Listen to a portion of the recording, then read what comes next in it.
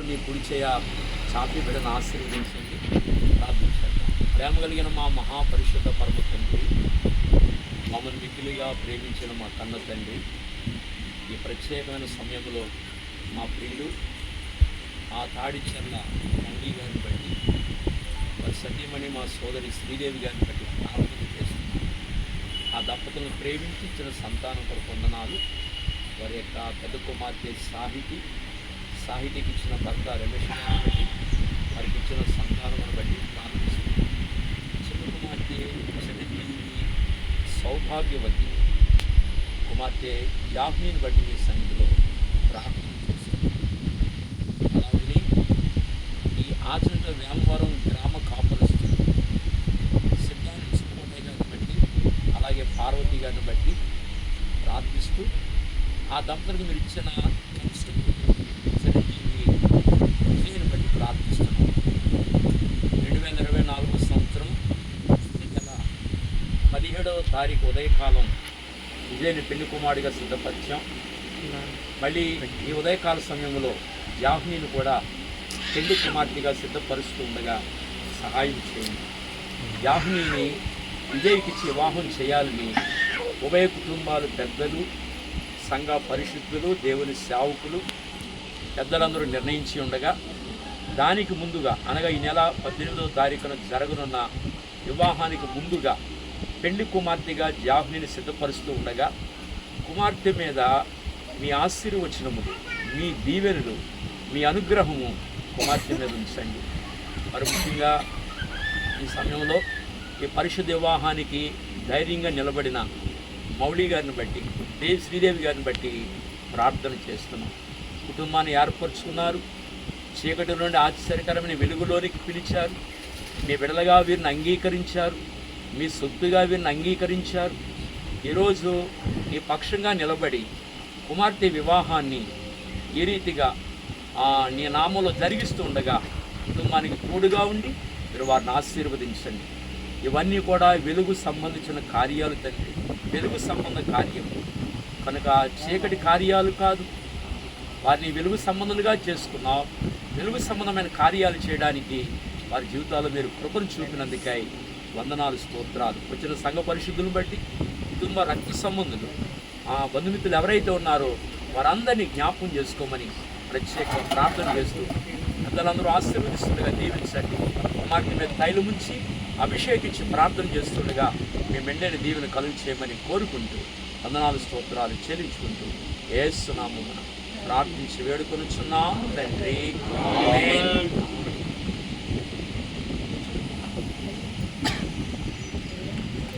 శరణం పాడుకుని మొదలు స్థుతిద్దామండి. నామాన్ని కనపరుచుకుందాం. దయవుంచి శరణం పాడదాం.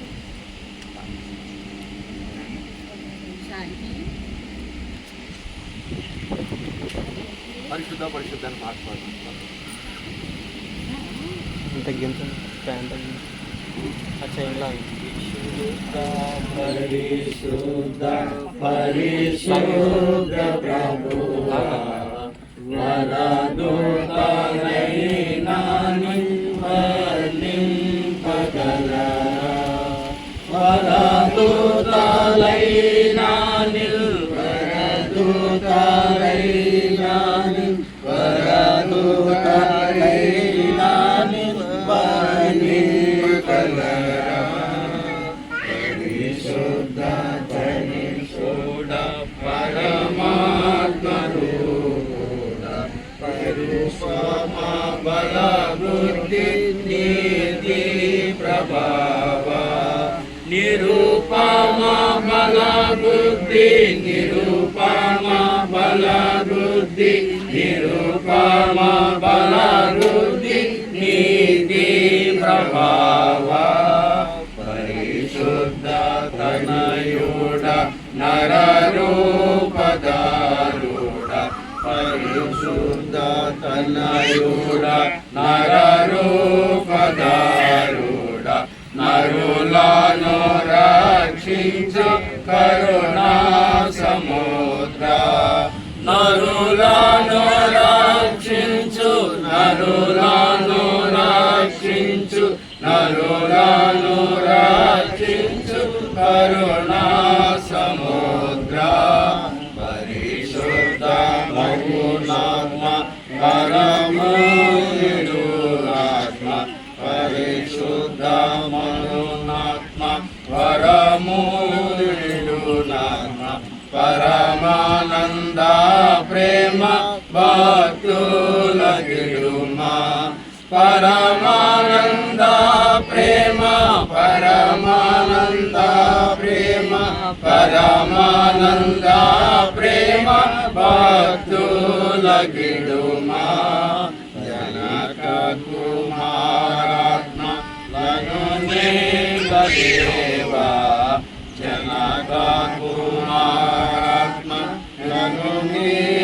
దేవా ఘన మహిమా చెల్లును ధనరానిజముగా ఘన మహిమా చెల్లును ఘన మహిమా చెల్లును ఘన మహిమా చెల్లును ధనరానిజముగా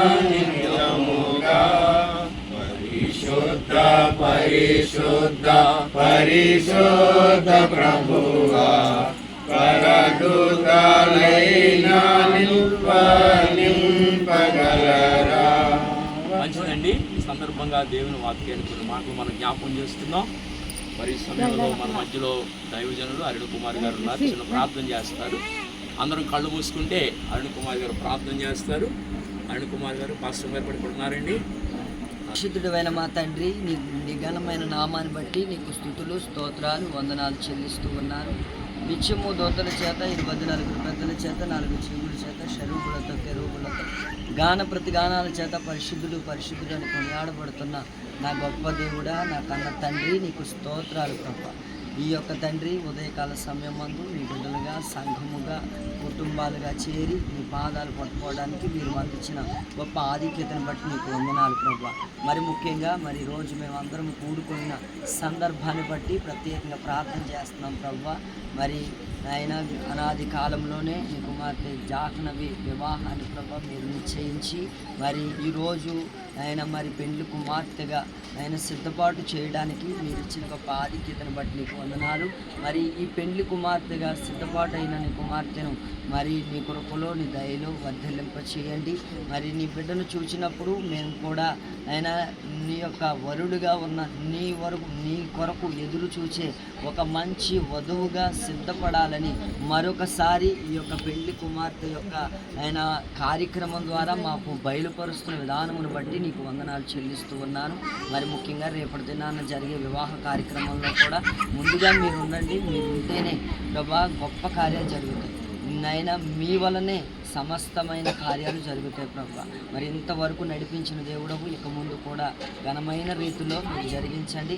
వివాహం అంతా కూడా అద్భుతంగా జరగటానికి, వాతావరణం కూడా అనుకూలించడానికి, ఆయన సమస్తమును కూడా సమకూడి జరగటానికి సహాయం దయచేయండి. ఇరు వర్గాల బిడ్డలను కూడా మీరు ప్రత్యేకంగా సిద్ధపాటు చేసి సహాయం దయచేయమని, ఆయన వివాహం చేసే దైవజనులు కూడా ఆయన మీరు మంచి ఆరోగ్యం ఇచ్చి అభిషేకం ఇచ్చి నడిపించుకోమని, ఇక ముందు జరగబోయే ప్రతి కార్యక్రమంలో కూడా మీరే తోడుగా ఉండమని యేసు నామములో అడిగి వేడుకొనుచున్నాము పరమ తండ్రి. మరి ఈ సందర్భంగా కొన్ని మాటలు మనం జ్ఞాపకం చేసుకున్నాం. మొట్టమొదటిగా మౌళి గారికి, శ్రీదేవి గారికి, వారి సంతానానికి నా ప్రత్యేకమైన వందనాలు, శుభాలు తెలియజేస్తున్నాను.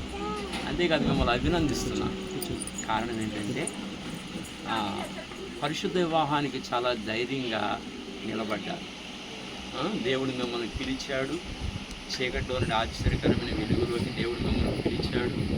ధైర్యంగా దేవుడు మిమ్మల్ని నిలబెట్టుకున్నాడు. పెద్ద కుమార్తె వివాహం దేవుని సన్నిధిలో చేశారు. అలాగనే చిన్న కుమార్తె వివాహం కూడా దేవుని నామానికి కనపడుతూ వివాహం జరిగిస్తున్నారు.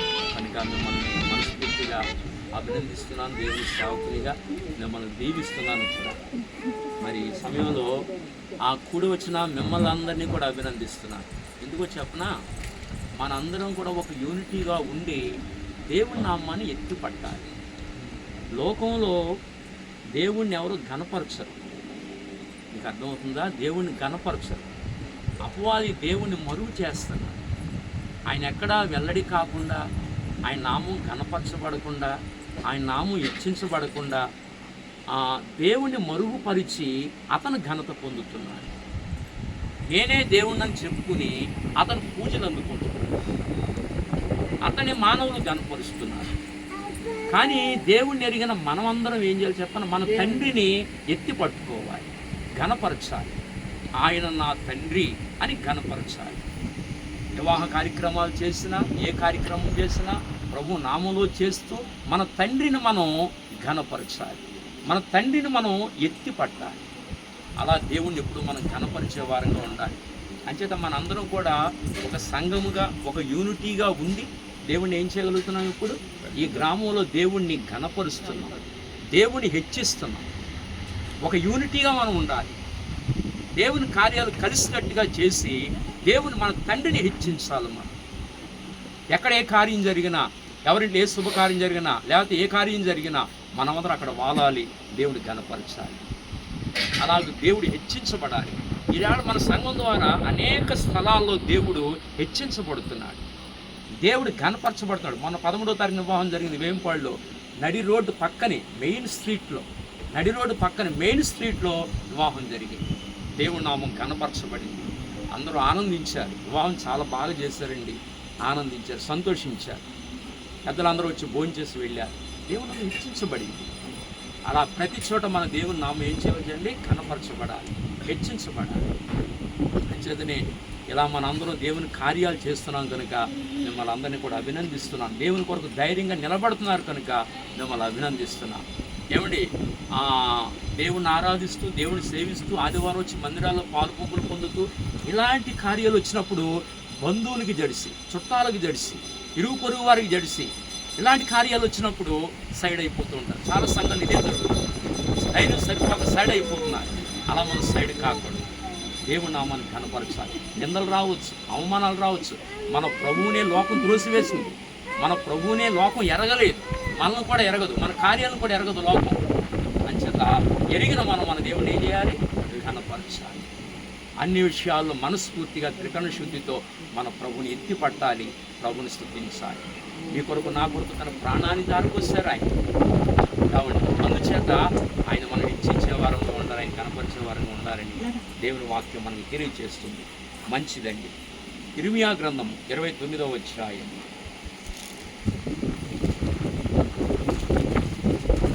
29వ అధ్యాయం 6వ వచనం చదువుకున్నాము. 29:6 పెండిళ్ళు చేసుకొని కుమారులను కుమార్తెలను కనుడి. జాహ్ని ఒకటి అనుకున్నాను కదా, కుమారులను కుమార్తెలను కనుడి. అక్కడ ఏమీ మీకు తక్కువ లేకుండా అభివృద్ధి పొందుటకై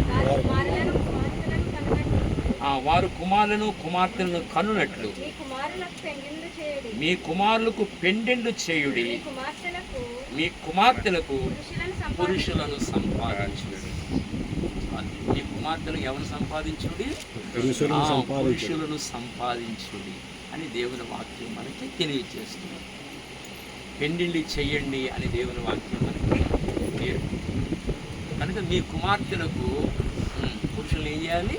సంపాదించాలి అని దేవుని వాక్యం మనకి తెలియజేస్తుంది. కనుక వివాహ వ్యవస్థ అనేది దేవుడే ఏర్పాటు చేశాడు. మొట్టమొదటి వివాహకర్త ఎవరండి? ఆ వివాహకర్త తండ్రి అయిన దేవుడు, యెహోవా దేవుడు వివాహకర్త. ఆ వివాహంలో వధూవరులు ఎవరు? ఆదాము, హవ్వ. అక్కడ వివాహకర్తగా వ్యవహరించిన వారు తండ్రి అయిన దేవుడు. మరి ఈ వివాహంలో అనగా విజయ జాహ్నవి వివాహంలో వివాహకర్త వ్యవహరించేవారు బ్రదర్ శ్రీపాల్ గారి వివాహకర్తగా వ్యవహరిస్తున్నారు. లక్కీ ఛాన్స్ ఏంటంటే ఇది 100వ వివాహం. ఆ లక్కీ ఈయనకు దక్కింది. చాలామంది 100వ వివాహం నాదవుద్ది అనుకున్నారు, కానీ మన సంఘాల్లో అది ఇలా తిరిగి ఇక్కడికి వచ్చింది. నేను అన్నాను అది ఎవరికి దక్కుతుందో నాకు తెలియదమ్మా అన్నాను. అది ఇక్కడికి వచ్చింది అన్నమాట. ఇది 100వ వివాహం. ఏమండి? లక్కీ అనమాట నేర వివాహం. కనుక వివాహకర్తగా ఉండి వివాహం చేయడానికి ప్రభు నాకు ఈ ఆధిక్యతను ఇచ్చారు.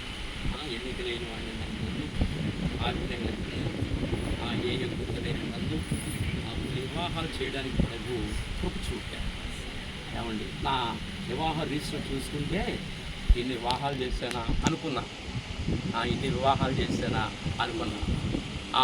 ఇంచుమించుగా అన్ని వివాహాలు బాగున్నాయి, ఏదో 1, 2, 3 తప్ప అన్ని వివాహాలు దేవుని మహాకృపను బట్టి చక్కగా పిల్లలతో వర్ధిల్లుతున్నారు. దేవుని నామానికి మహిమ కలుగును గాక. అది పిల్లలతో వర్ధిల్లుతున్నారు. ఝాన్సీ గారి మాట చాలాసార్లు అంటారు, పాస్టర్ గారు ఎక్కడికి వెళ్తే అక్కడ ఆశీర్వాదం చూడగలుగుతున్నాను. నిజంగా ఇది దేవుని ఆశీర్వాదం. ఆ వాక్యము అలా ఆశీర్వదిస్తుంది. ఒకప్పుడు ఈ ఊరు వచ్చినప్పుడు మన కుటుంబాలు చాలా దీన స్థితిలో ఉన్న కుటుంబాలు దేవుడి రీతిగా ఒక ఉన్నత స్థితికి తీసుకొస్తున్నాడు. అందరి హృదయాలు ఒక ధైర్యం, ఒక నిరీక్షణ ఇచ్చాడు ఇవాళ కదా. అందరి హృదయాలు ఏమని చెప్పండి, ఒక ధైర్యం ఉంది, ఒక నిరీక్షణ ఉంది వాళ్ళందరి హృదయాల్లో. ఇవాళ ప్రభువును బట్టి మనం ఆనందించగలుగుతున్నాం, ప్రభువును బట్టి మనం సంతోషించగలుగుతున్నాం. ఏమండి, కనుక వివాహం అనేది దేవుడు ఏర్పాటు చేసిన వ్యవస్థ. ఆ వ్యవస్థని దేవుడు గౌరవించాడు, ఆ వ్యవస్థని దేవుడు ఆశీర్వదించాడు. వివాహం అన్ని విషయాల్లో ఘనమైనదిగా ఉండాలని కూడా దేవుడు చెప్పాడు, ఘనమైందని చెప్పాడు దేవుడు. అంచేత ఇక మనం ఈ సమయంలో గమనిస్తే ఈ వివాహ వ్యవస్థ ద్వారా మనం ఎన్నో పాఠాలు నేర్చుకుంటున్నాం, ఎన్నో గొప్ప సంగతులు వివాహ వ్యవస్థ ద్వారా మనం నేర్చుకుంటున్నాం. కనుక మీరు గమనిస్తే పెళ్లి కుమార్తెగా మనల్ని బిడ్డను సిద్ధపరచాలి, పెళ్లి కుమారుడిగా కుమారుని సిద్ధపరిచయం ఉదయకాలం దేవుని వాక్యం సెలవిస్తుంది. దయవుంచి చూడండి ఒకసారి, యెషయా గ్రంథము 61వ అధ్యాయము 10వ వచనము. శృంగారమైన పాగా ధరించుకొనిన పెళ్లి కుమారుని రీతిగాను ఆభరణములతో అలంకరించుకొనిన పెళ్లి కుమార్తె రీతిగాను ఆయన రక్షణ వస్త్రములు నాకు ధరింపజేసి ఉన్నాడు. ఇక్కడ దేవుడు మాట్లాడే విధానాన్ని మనం ఆలోచన చేస్తే మనకిచ్చే రక్షణ ఆయన దేంతో పోల్చి చెప్తున్నాడంటే పెళ్లి కుమారుడు పెళ్లి కుమార్తెతో పోల్చి మనకిచ్చే రక్షణ దానితో పోల్చి వివరణిస్తున్నాడు ఆయన. అందుకే ఆ పెళ్లి కుమారుడు పెళ్లి కుమార్తె ఇద్దరిని కూడా సిద్ధపరిచి వివాహం చేస్తాం. వారు 100 ఏళ్ళు కలిసి జీవిస్తారు, 100 ఏళ్ళు కలిసి జీవిస్తారు.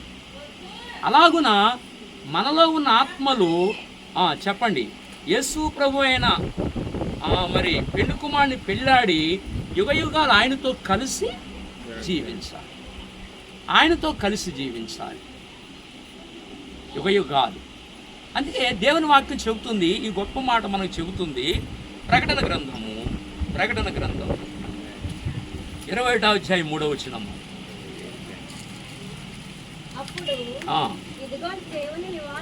ఇదిగో దేవుని నివాసము, ఎంత గొప్ప మాట. ఇదిగో దేవుని నివాసము మనుషులతో కూడా ఉన్నది. ప్రకటన 21:3 చదువుతున్నాం, మీరు వింటున్నారా? ఇదిగో దేవుని నివాసము ఎక్కడది? ఎక్కడ? ఈ భూమి మీద కాదు. మీరు మొదటి వచనం చదివితే 21 మొదటి వచనం, అంతటా నేను క్రొత్త ఆకాశమును, అది అందరు నాకు చూడండి, అంతటా క్రొత్త ఆకాశమును క్రొత్త భూమిని చూచితిని. ఈ ఆకాశం ఈ భూమి మీద సంగతి కాదు అక్కడ చెప్పేది, క్రొత్త ఆకాశము క్రొత్త భూమి. అక్కడ దేవుడు మనుషులతో ఉంటాడట. అక్కడ దేవుని నివాసము మనుషులతో కూడా ఉన్నది. ఆ తర్వాత మాట, ఆయన వారితో కాపురముండు, ఆయన వారితో కాపురముండు. ఏముండు? అది ఎవరి మధ్యన మాట? అది ఇద్దరు స్నేహితుల మధ్యన వాడే మాట. అది ఈ స్నేహితుడు ఆ స్నేహితుడు కాపురం చేస్తాడంటే కుదురుద్దా? ఇద్దరు స్నేహితుల మధ్య వాడే మాట అది కాదు. ఎవరి మధ్యన వాడే మాట? అది భార్యాభర్తల మధ్య వాడే మాట ఇది. ఆయన వారితో కాపురం ఉండు అని. ఏమండి, ఇప్పుడు జాహ్నీని రేపొద్దున వివాహం చేస్తాం విజయ్కి ఇచ్చింది, అవునా? చేసిన తర్వాత 2 నెలలు 3 నెలలు పోయిన తర్వాత మౌళి గారి ఇంటికి వస్తుంది. అప్పుడు మౌళి గారు అంటారు, అమ్మ 2 రోజులు ఉంటారు అంటే, అబ్బాయి లేదండి మా ఆయన గారికి భోజనం కుదరదండి. ఏం కుదరదండి? అదే మా ఆయన గారికి భోజనం కుదరదండి. అబ్బాయి ఎలా బతకలు కుదరదండి. అది కాదు, 2 రోజులు ఉంటా మా దిష్టి తిరిగిందన్న ఊరుకోదు. మా ఆయన నేను వెళ్ళిపోవాలి, మా ఇల్లు అనేది వచ్చేది. ఎన్ని సంవత్సరాలు పెంచారు వాళ్ళు కష్టపడి, కానీ చక్కగా ఇంతకాలం పెంచిన తర్వాత వివాహం ఇచ్చిన తర్వాత చేసిన తర్వాత ఎక్కడికి వెళ్ళిపోద్ది? ఇంకా భర్త దగ్గరికి వెళ్ళిపోద్ది. భర్తతో కాపురం చేస్తూ అక్కడ 100 ఏళ్ళు జీవిస్తుంది. మీకు అర్థమైందా? ఇంకా వివాహ వ్యవస్థని దేవుడే ఏర్పాటు చేశాడు. అందుకే సత్యలింగ గారు అన్నట్టుగా ఆడపిల్ల, ఏ పిల్ల? ఆడంటే అక్కడ పిల్ల. అది ఎక్కడ పిల్ల కాదు, ఆడపిల్ల అంటే. మనం ఎక్కడ పిల్లమే? నూతన భూమి మీద పిల్లమే మనం. అది మనం అక్కడే ఉండాలి. ఇక్కడ ఎంతకాలం ఉంటాం? మన పూర్ణాయుష్యుడు ఎంతకాలం ఉంటాం? ఒక 100 సంవత్సరాలు. కానీ అక్కడ ఎంతకాలం ఉంటాం? యుగ యుగాలు. జాహ్నవి పుట్టింటికాడ ఎంతకాలం ఉంది? ఇప్పుడు ఒక 22 సంవత్సరాలు. ఇప్పుడు ఎంతకాలం అక్కడ జీవిస్తుంది? 80 సంవత్సరాలు. 80 సంవత్సరాలు. పుట్టింటికాడ 20 18, అక్కడ 100 సంవత్సరాలు. 80 సంవత్సరాలు, 70 సంవత్సరాలు అక్కడ. ఇక్కడ మనం ఎంతకాలం ఉంటాం? ఒక 100. తర్వాత అక్కడ యుగ యుగాలు, యుగ యుగాలు, యుగ యుగాలు. ఈ వివాహ వ్యవస్థ ద్వారా అసలు జీవితాన్ని నేర్పుతున్నాడు మనకి. ఈ వివాహ వ్యవస్థ ద్వారా. అందుకే వివాహ వ్యవస్థను దేవుడు భూమి మీద చేయవలసి వచ్చింది. యుగ యుగాలు ఆయనతో బ్రతుకుతాం, యుగ యుగాలు ఆయనతో జీవిస్తాం. ఇది నేర్పడానికే, మన ఆత్మను అలా సిద్ధపరచడానికే భూమి మీద మానవుణ్ణి, పురుషుణ్ణేమో ఆ విధంగా చేయవలసి వచ్చింది, స్త్రీనేమో ఈ విధంగా చేయవలసి వచ్చింది. ఒకళ్ళ పట్ల ఒకళ్ళ ఆకర్షించాడు, ఈ విధంగా చేయవలసి వచ్చింది. ఇలా బాడీ నిర్మాణం చేసి ఆ బాడీలోకి ఆత్మను పంపించి, ఇదిగో ఈ బంధం ద్వారా ఆత్మను సిద్ధం చేస్తున్నాడు. మనమందరం ఆయనతో ఉండాలని సిద్ధం చేస్తున్నాడు. వివాహ వ్యవస్థ భూమి మీద అవసరం ఉంది. ఆయన అర్థమవుతుందా మీకు? అందుకే వివాహ వ్యవస్థను దేవుడు భూమి మీద ఏర్పాటు చేశాడు. అంచేత ఇదిగో దేవుని నివాసము మనుషులతో కూడా ఉంది. ఆయన వారితో కాపురం ఉండును, వారు ఆయన ప్రజలైంది. ఆయన ప్రజలైంది అన్న తర్వాత ఇంకో మాట ఉపయోగించాడు. అమ్మా, దేవుడు తానే వారి దేవుడై ఉండి వారికి తోడై ఉండి. భర్త తోడై ఉన్నట్లుగా రేపు దేవుడు తోడై ఉంటాడు. ఎంతకాలం? అది యుగ యుగాలు. తర్వాత మాట, అబ్బా, కన్నుల ప్రతి బాష్ప బిందువును అక్కడ తీసేస్తాడు. వాడు ప్రభు కొరకు మీరు ఎన్ని నిందలు అనుభవిస్తున్నారు, ఎన్ని కష్టాలు అనుభవిస్తున్నారు, ఎన్ని శ్రమలు అనుభవిస్తున్నారు. ప్రభు నమ్ముకున్నందుకు గాను కులస్తులు ఏమని మనల్ని నిందించారు, ఏమని త్రోసివేశారు, ఏమేమి అన్నారు,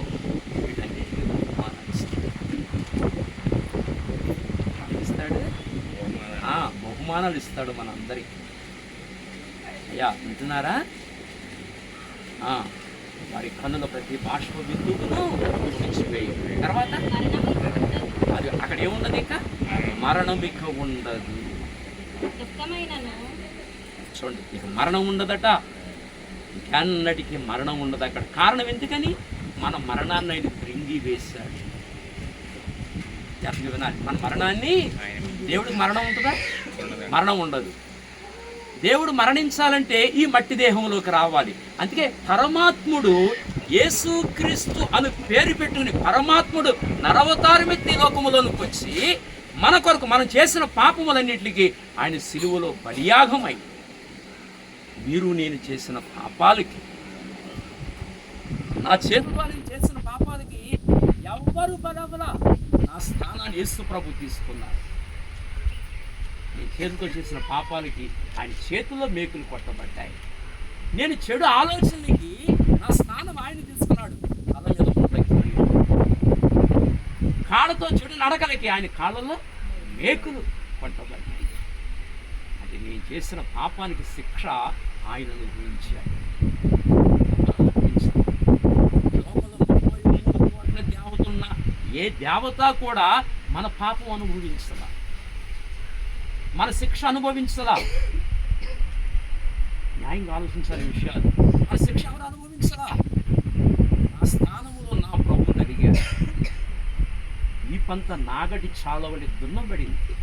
కాండ్రకించి మీద ఉమ్ములు వేశారు. ఉమ్ములు ఇలా కారుతూ వచ్చినాయి. అయినా అవమానాన్ని సహించాడు.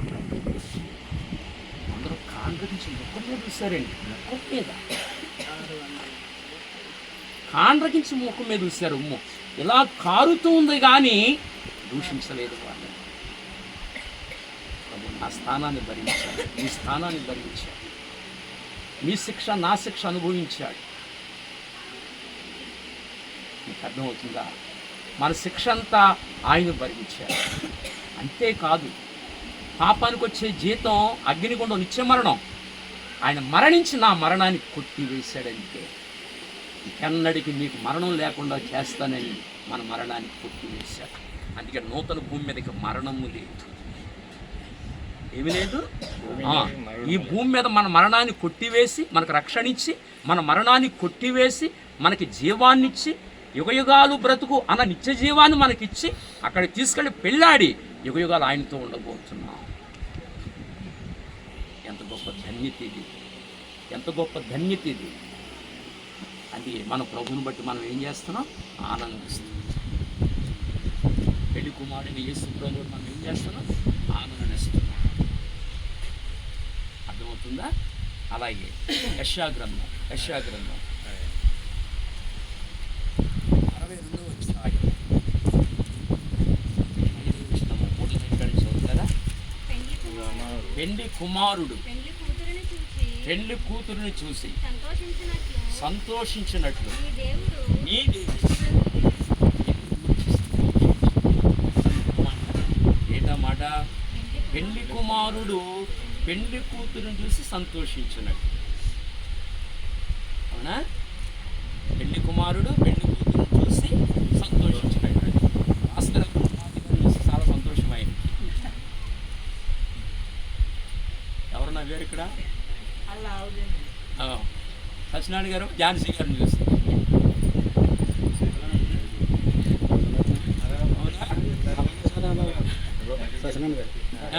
సత్యలింగ గారు వరలక్ష్మి గారిని చూసి. మీకు అర్థమవుతుందా? నేను నా ఆవిడని చూసి. ఏం చెప్తుందంటే వాక్యము, చక్కటి మాట. పెళ్లి కుమారుడు ఆ పెళ్లి కూతురిని చూసి సంతోషించినట్టు నీ దేవుడు నిన్ను గురించి సంతోషించాడు. అవును, సత్యలింగ గారు పెళ్లి చేసినప్పుడు ఎందుకు వెళ్ళాను ఉంటుంది, అప్పుడు చేసుకోవాలని ఉంటుంది. అప్పుడు అంటారు పిల్లలు, ఇప్పుడు వద్దు వద్దు గుర్తుంది లోపల ఉంది, వద్దు వద్దు అన్నారంటే అర్థం ఏంటి? చేయండి చేయండి అని కదా. కనుక పెళ్లి కుమారుడు పెళ్లి కూతురుని చేసి సంతోషించాడు. నీ దేవుడు నిన్ను గురించి సంతోషించాడు. కనుక మన జీవితాల్లో మన జీవితాన్ని బట్టి దేవుడు ఏం చేయాలి? సంతోషించాలి, ఆనందించాలి, సంతోషించాలి. అలా మన జీవితాలు పరిశుద్ధముగా ఉండాలి, పవిత్రంగా జీవించాలి. అలా జీవించాలని దేవుని వాక్యం మనకి తెలియజేస్తుంది. కనుక ప్రభునందుకులారా ఈ మాట మనం అర్థం చేసుకుంటున్నాం.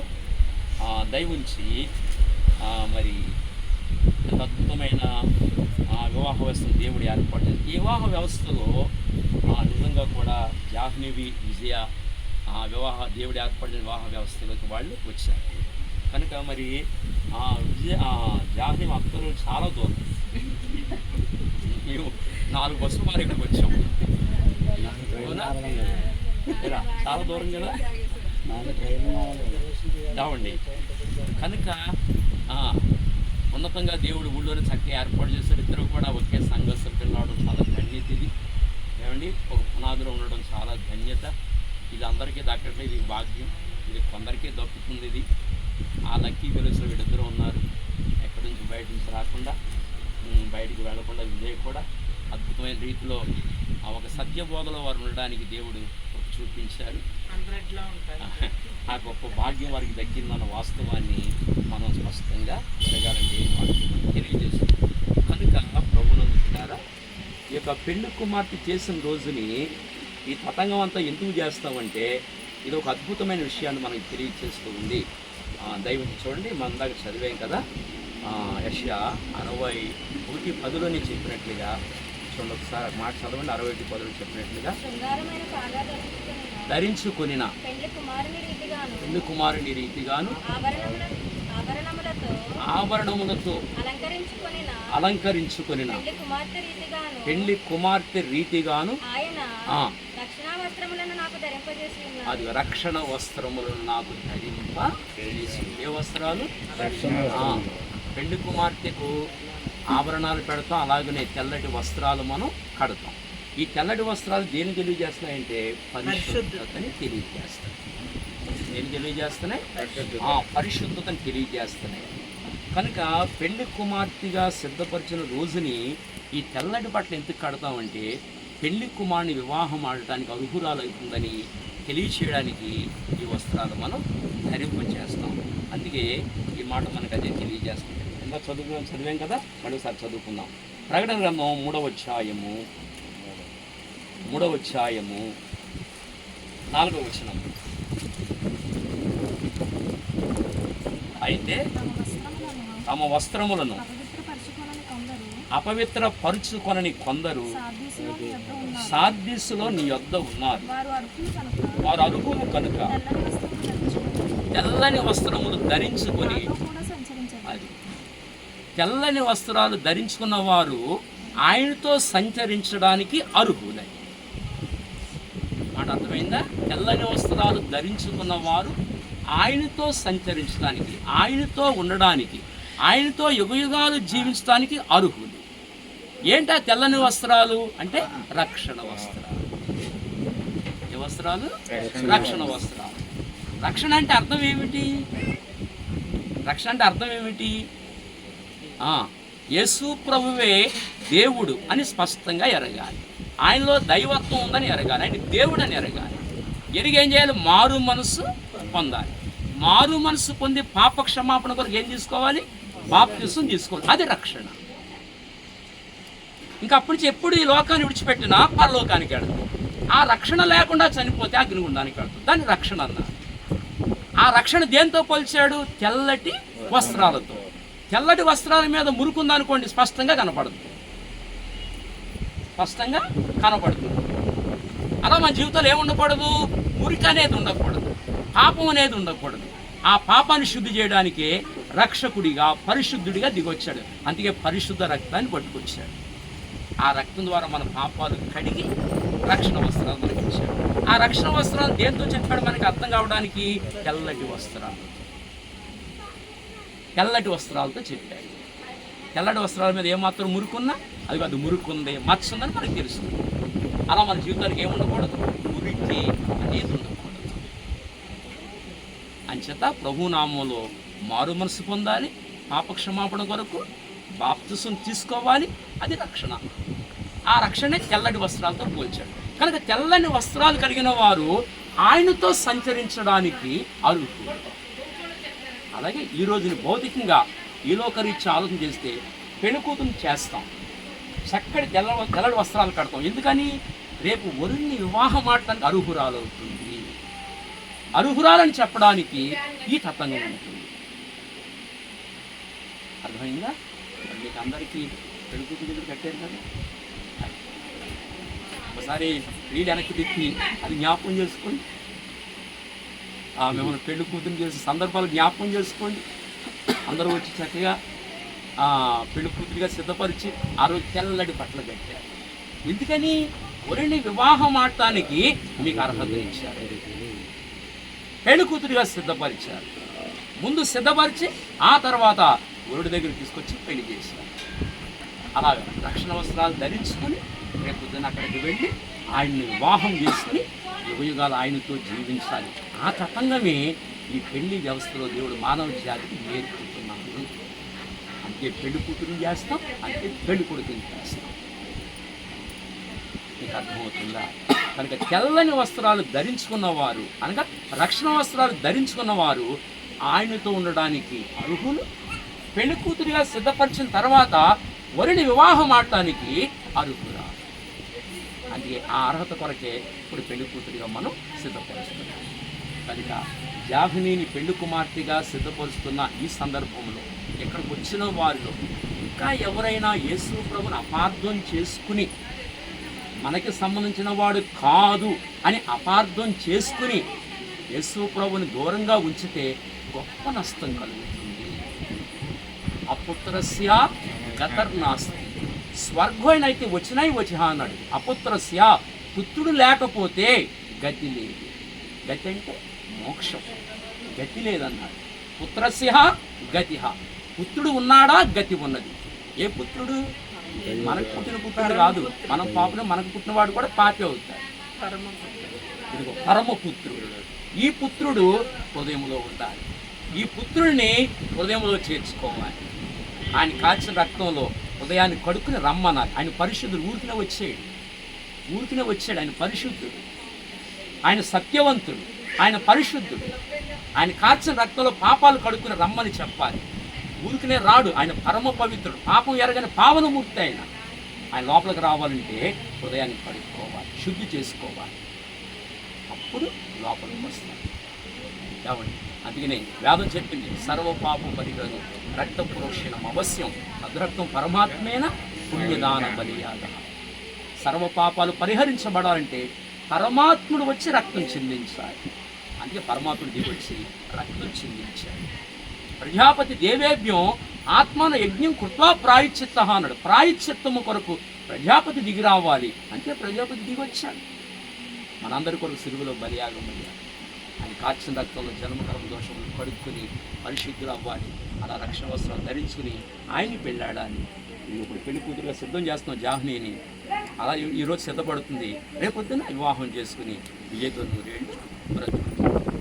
వివాహాన్ని యొక్క పెళ్లి కూతురు చేసిన సందర్భంలో చేసిన వారికి ఎవరికైనా రక్షణ లేకపోతే యేసు ప్రభుని సంరక్షణగా అంగీకరించి ధన్యులు కావాలని తెలియచేస్తూ ఈ నా మాటలు ముగిస్తున్నాను. ఈ కొద్ది మాటలు మన వెనుకలో దేవుడు దీవించి ఆశీర్వదించను గాక. రేపొద్దున లెక్క అడుగుతాడు తీర్పు తీర్చినప్పుడు. నా గురించి నీకు తెలియలేదా? అలా నా సందర్భంలో నా సేవకుడు చెప్పలేదా? నువ్వెందుకు ఆలోచించలేదు అని అడుగుతాడు. రేపు తీర్పు తీసి ఒక్కొక్క ఆత్మ నరకంలో ఇస్తున్నప్పుడు తీర్పు తీరుస్తాడు. ఆ తీర్పుకి ఎవరు గురి కాకూడదు.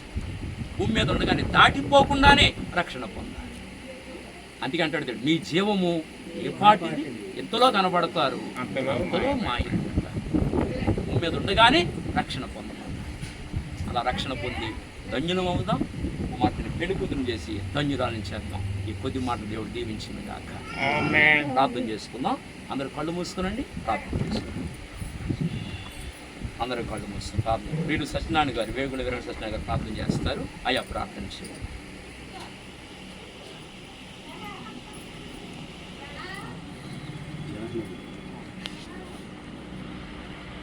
మహాపరిషత్ పర్లవుతుంది కృతజ్ఞత సమర్పిస్తున్నాను. ఇలా తండ్రి మౌలి గారిని వారిని ప్రేమించిన సత్యనారాయణ గారిని ప్రేమించి ఇలా మరి కుమార్తెను ఇచ్చారు.